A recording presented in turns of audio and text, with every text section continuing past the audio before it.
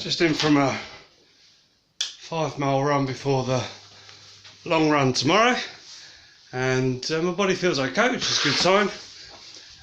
Go and work out what mileage I've done for the week and get that recorded, get back into the habits. So anyway, post-run routine. What's the time? I've walked for 3 or 4 minutes since I stopped running to get home up a slight hill. Need to just use 2 hands to get a glass of water.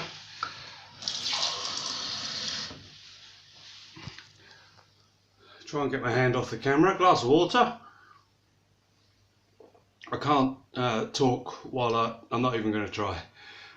Talk while I drink. Got the gear. Always a blue tit in next door's garden. Lovely.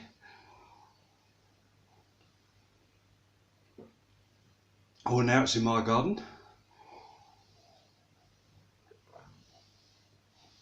Okay, that's good. And now, on a small run, I tend to have a glass of milk or half a glass of milk. Just as good, I understand. What do I know? But I understand it's just as good as, let's hold it that way around, as a sports recovery drink, I think, on a short run. Anything where I'm running perhaps for over an hour, I'll have something that replaces the salts and things. And I've got some of those tablets that you dilute and powders, and I've even got some cheap bottled energy drink, Lucozade kind of equivalent, but I always go for cheapest brand. Cheers. And as I drink that, it's time to do some stretches, so I'm going to have to put you down and stretch out my calves. There we go. Oh, left leg first, and I do each leg for 25 seconds. Oh, talk amongst yourselves while I do this. And to be honest, I do this 90–95% of the time after a run. Some simple stretches, not as much as many do, but certainly more than nothing. So 25 seconds on this leg, and whilst I'm talking I can't count, so perhaps it won't matter too much today. I can feel the stretch and swap to the other leg, stretching out, particularly that calf, stretching it out. 25 seconds each leg, and then another sip of milk. Well, how long's that? I've got a ticking clock in front of me, but because I'm talking, I'm not counting. Oh, neither have I got the radio on, which I normally put on as well, but decided I wanted to talk to the video, get a record of the mundane behind the scenes back from a run. Right, that's those 2 legs done. Piece of milk, glass of milk, got my mouthful. Oh dear. I'm sweating, which is good, probably quite well hydrated. And then the next stretch I do is grab my ankle, bend my leg up and bring the back of my foot up to the, well, as far forwards as I can. So past my backside, but not quite, all the way around to my hip.